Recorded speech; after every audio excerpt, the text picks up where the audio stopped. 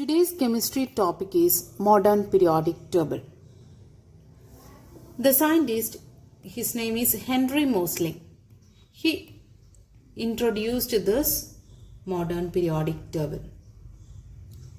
He showed that the atomic number we know that it is indicated by the letter Z. Atomic number of an element is the fundamental property than the atomic mass. In the other periodic table, when we discussed at that time, we said about that all the elements, they grouped on the basis of the atomic mass. But Henry Moseley, he said about that instead of atomic mass, atomic number is the fundamental property of that element. On the basis of this atomic mass, he introduced one law. That law, it is said to be modern periodic law. He said about that the properties of the elements are the periodic functions of atomic number. Atomic number, you know that it is said to be that the number of protons or number of electrons. Then one more thing, you know that this is the model of modern periodic table. He arranged this periodic table on the basis of increasing atomic number. So hydrogen is the first atomic number, helium second, atomic number third one, lithium fourth, beryllium, boron, carbon, nitrogen, oxygen, fluorine, neon. So you know that the number, when the atomic number increases by 1 in going from one element to the next. So the elements we are arranged in the increasing order of atomic number Z, it is known to be modern periodic table. The prediction of these properties of the elements could be made with more precision when the elements were arranged on the basis of increasing atomic number. This modern periodic table, they take care of the three limitations of this Mendeleev's periodic table that we discussed. Then the one important thing, it is the anomalous position of this hydrogen. It is also discussing here, and also in this special modern periodic table, the special place it is given for this hydrogen. The reason, you know the hydrogen, it is having both the characteristics of the group 1 and also group 17. Now we can discuss about this modern periodic table, the position of the elements in this periodic table and all. In this periodic table, you can see that there is a different sections for elements. So this columns we are calling the name is groups, and rows we are calling the name is periods. So how many periods you can see? You can see 7 periods. Not only that, 2 more, but this is a continuation, 57. Here 57 to 71, there is a gap you can see in this periodic table. So this 57 is a continuation of this 6th period. So this row, it is also considered as a part of the 6th period. And this one, the 89 you can see. The 89, this space you can see here. This one, the 89, this row is a continuation of this 7th period. So totally 7 periods you have. Then when you think about the groups, you can see that it is having the number, it is 18. So 18 vertical columns, it is known as groups, and 7 horizontal rows, it is known as periods. Then another thing about elements, this is first group, it is said to be alkali metals, hydrogen, lithium, sodium, potassium, rubidium, cesium, francium are the elements.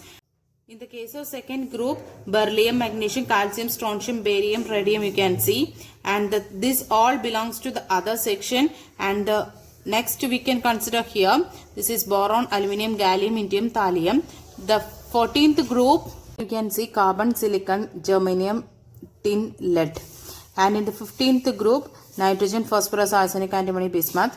And in the 16th group, it is oxygen, sulfur, selenium, tellurium, polonium. And the 17th group, fluorine, chlorine, bromine, iodine, astatine. And in the last one, noble gases, inert gases, helium, neon, argon, krypton, xenon, radon. Yes, this is boron family, this is carbon family, this is said to be the nitrogen family, this is oxygen family. It is having one more name, chalcogens. The next one, this is fluorine family. 17th group we are calling one name halogens. Yes, So this one chalcogens, and 17th group it is said to be halogens, and first group we said about that it is group 1, it is alkali metals, and this is alkaline earth metals.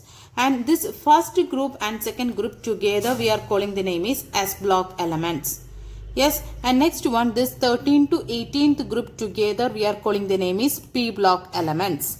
And then reason and all you will study in the next year. The next one, these particular 3 to 12th group, no, that together we are calling the name is D block elements. And this last two periods, no, together we are calling the name is F block elements. So S, D, P, F. So we are SPDF. Likewise we are telling every time. Then about rows, periods, hydrogen and helium in the first period, and the second period, so 2 elements. And the second period, lithium, beryllium, boron, carbon, nitrogen, oxygen, fluorine, neon, 8 elements. And the third period, when you search, you can see that 8 elements again. That means sodium, magnesium, aluminum, silicon, phosphorus, sulfur, chlorine and argon. And this period it is having 18, and this period also 18 elements. But this 6th period and 7th period, when you search, 32 elements you can see. Why? The 6th period, this part also will included there, no, that's why together it is 32 and here it is 32.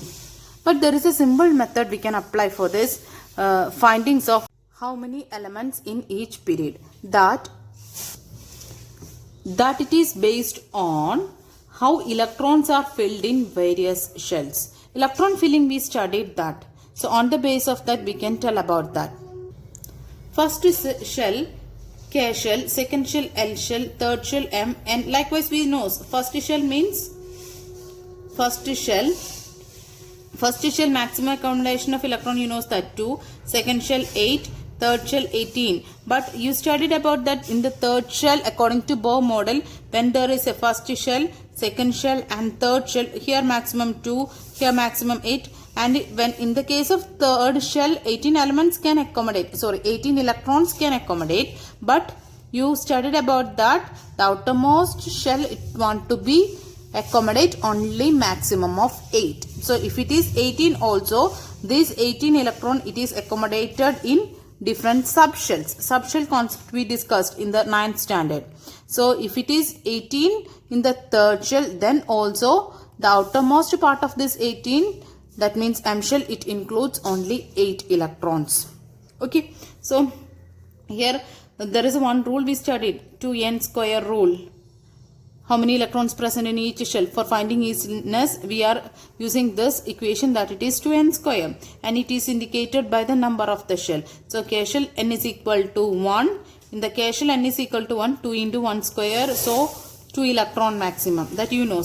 In the case of L shell, second shell, so n is equal to 2. 2n square means you know that 2 into 2 square, that it is 8. That we knows it already, all the things, but just I am using this. N is equal to 3 in the case of M, then 2n square, that's equal to 2 into 3 square, that it is equal to 18. But this 18's case I told, so outermost shell it needs to be 8, then M shell itself it is subdivided.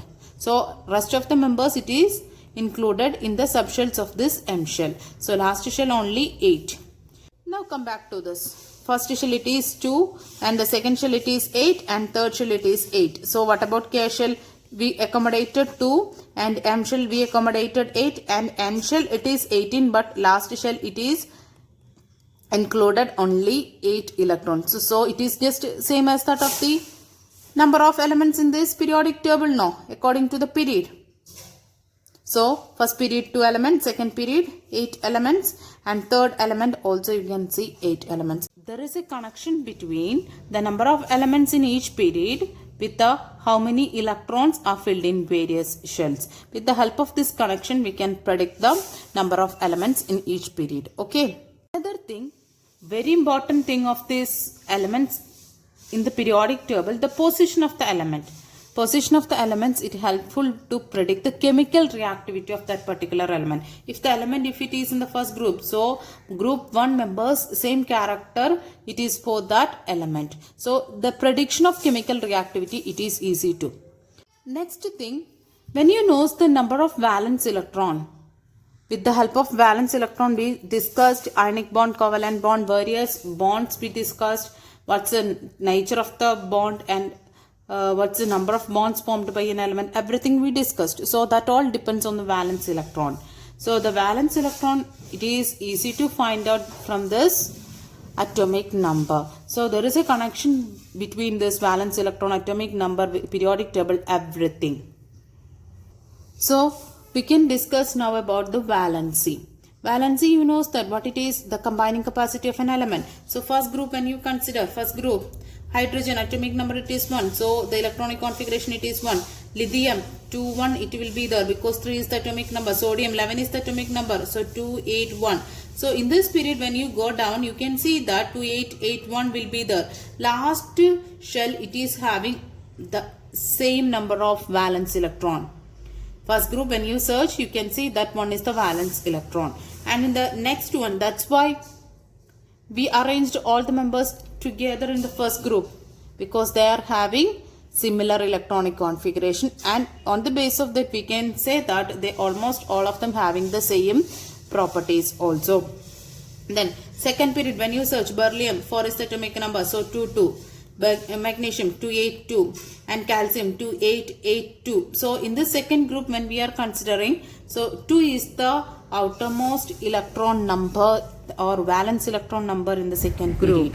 When you search here in the third period, boron 2 3, because 5, then 283 will be there. So when you search here, 3 is the number of valence electron, here 4 is the valence electron, 5 is the valence electron, 6 7. And in the case of this neon helium inert gas family, it is the valence electron. That is about valence electron. Then what about the valency, the combining capacity of element? Or valency is easy to find out with the help of number of valence electron present in the outermost shell of an atom. So can you say the valency of each group? First group valency, it is 1. Why? For attaining the octet, either loss of electron or gain of electron, it will be there. How many number of electron losing or how many number of electrons gaining, on the base of that we can say about that valency. In the case of this first group, you know that there is a 1 valence electron. So when we are losing that 1 electron, you can tell about that it is completed their octet. So 1 is the valency, losing of 1 electron. What about here? 2 is the number of valence electron there, no? So 2 electrons can lose, so it is easy to attain the octet. What about here? 3. And carbon 4. Nitrogen, there is 2 chances, 5 valence electron it's there, so there is a chance to be remove 5 or accept 3. So there is a 2 chances of valence electrons you can see. And in the case of oxygen, 6 2. And in the case of fluorine, mostly 1 itself. 6 and all, it is very rarely it is occurring. So 2 1, and this one's valency, it is 0. So when you check about this valence, you can see that it is first increases. We are not considering about this the 3rd to 12, because this is said to be the transition elements or d block elements. So we are not considering about this transition elements this year much. And first it is increases, and afterwards it starts to be decreases. So the increase and decrease you can see in the case of this valency among this periodic table. So you can understand that the valency, it is goes on increasing and then decreases when it is going from when we consider the elements from left to right in the periodic table. Then what about the group? What about the valency? Valency, it is remaining the same, because if this is the valency of this group, on all the members having the same valency, and if the valency of this particular element is to all the members, when you consider the same valency, you can see. So the valency is remaining the same when we are going down the group.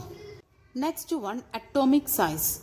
Atomic size, what happens to the atomic size when it is going from left to right? Left to right means left to this side, left to right in the periodic table, or top to bottom, or down the group. So that are the 2 things we have to be discussed under the section atomic size.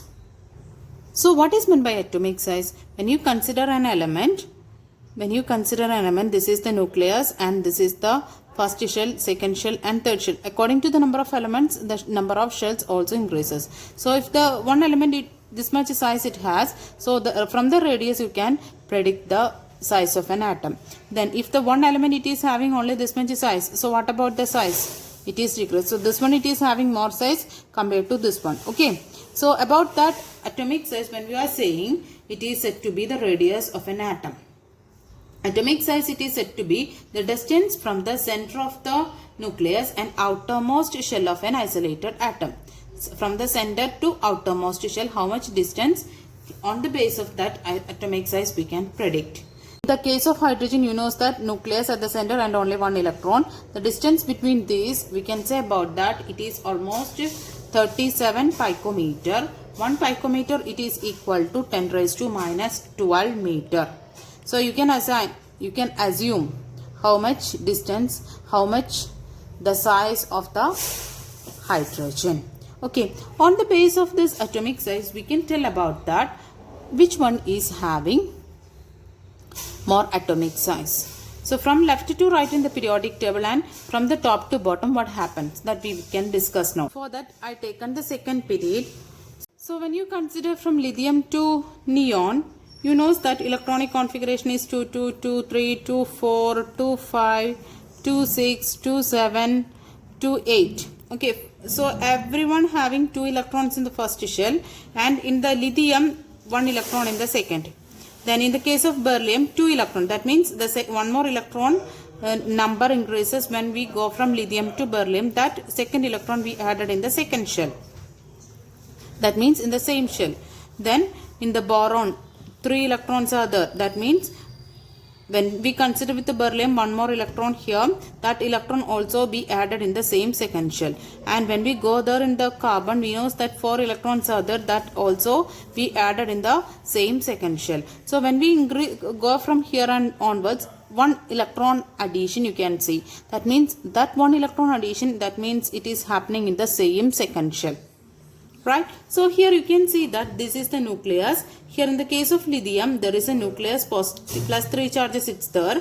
That means nucleus, it is having the attraction with these electrons. Outermost electrons also there is an attraction. So here this nucleus, it is attracted with this electron. But here when you consider here also nucleus, this nucleus and in the same second shell, there is more number of electrons you can see. That means this nucleus, it is attracting more the last shell towards this nucleus compared to this one, because here in this last shell only 1 electron. So that 1 electron is attracted towards this nucleus. But here 2 electrons in the last shell. That means these 2 electrons, it is more attracted towards this nucleus. So when these electrons, when it is attracted towards this nucleus, this shell, it is shifted from here to here. So what about the size? It is decreases. That means in the first case size is there, then we are expecting the same size here, but what happens, because of the number of electrons more, this shell from here it is shifted to here. So what about the radius now? It is decreases. So that's why lithium, it is more radius compared to that of the beryllium. Then next to one, boron, the same situation here. Here 3 electrons be added. Here 2 electrons only, now here it is 3. So here nucleus it's there. So this, because of these 3 electrons compared to 2 electrons, it is more attracted now, because electron is having negative, nucleus it is having positive charge. So it is more attracted towards this nucleus. So what happens, this shell, it is going to be very near to this compared to beryllium, little more it is attracted towards this nucleus. So size again decreases. Likewise, more 4 electrons there. So what happens, more attracted, so it is going near. So when we go from left to right in this periodic table, atomic size, it is goes on decreases because of the attraction of the number of electrons in the outermost shell towards this nucleus. So there is one particular word we are using for that, that means effective nuclear charge. The attraction between this, the last shell electrons and the nucleus, we are using one name, that it is said to be that effective nuclear charge. We are saying that from left to right in the periodic table, effective nuclear charge, it is increases. That means attraction, it is increases. So atomic size, it is decreases. Atomic size, it is decreases along the period. So from the values you can understand that lithium, beryllium, boron, carbon, nitrogen, oxygen, fluorine, neon, that we discussed. Some of the values here we give. 111, and in the case of lithium 152, and carbon it is 77, nitrogen it is 74, oxygen it is 64, and also boron it is 88. So this much values it is given in your textbook. From that also you can understand that lithium to boron, when we are going from here, what happens? The value it is goes on decreases. That means atomic size it is goes on decreases, because of the reason it is effective nuclear charge it is increases. When the effective nuclear charge, when it is increases, they having the tendency to pull the electrons towards the nucleus and reducing the size of the atom. Okay, then what about the group? For that we are taking the first group. So lithium, hydrogen onwards, when you want we take, no problem. Hydrogen 1 electron. Lithium, what about that? 2 shells, 2 1 no. Then here 281, here 2881, symbol 1. So this is hydrogen, this is lithium. So 2 electrons in the first shell and 1 electron in the second shell. And this is sodium, that means 2 electron, and the second shell 1 2 3 4 5 6 7 8 electrons, and in the third shell 1 electron. From the picture itself you can understand that here only 1 shell, here 2 shells, size increases, here 3 shells. So number of shells, when we are going down, the number of shells it is increases. So when the number of shells increases, what about the attraction between this? Here attraction there, but this sodium, when you consider attraction, it is decreases. Why? It is farther away from the nucleus. The last shell, outermost electron, it is farther away from the nucleus. So the attraction is decreases because of the number of shells increases. These are the atomic size values in terms of picometer. It is given lithium 152, then sodium 186, 231. So you know that it is the group members, and when we are going down the group, atomic size increases. That also you understood from the values. Reason no, the number of shells increases, that's why atomic size increases. Next one, metallic and non-metallic properties. Metallic properties means the tendency to lose electrons, it is said to be metallic. Tendency to gain electrons, it is said to be non-metallic. As you know, from left to right in the periodic table, atomic size decreases. Atomic size decreases means lithium it is the more size to 1 and neon is the less size to 1 in this group. Right? So when there is a less size to 1, that means it is having that electrons, it is having more attraction towards this nucleus.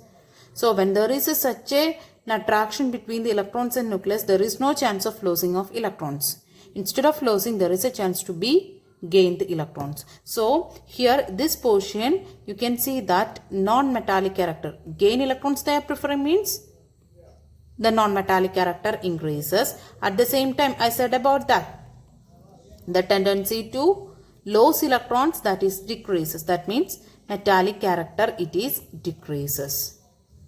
Right? So when you look into this periodic table you can understand it very clearly. Here this is lithium, beryllium and all, it is given it as metals, and when we are going from left to right in this same period you can see that it is reaches to semi-metals, then it is reaches to non-metallic character. So metallic character decreases and non-metallic character increases along the period. Then what about the group? You can see the size it is increases when we are going down the group. So lithium it is having 2 shells. When we going here, there is a more number of shells here.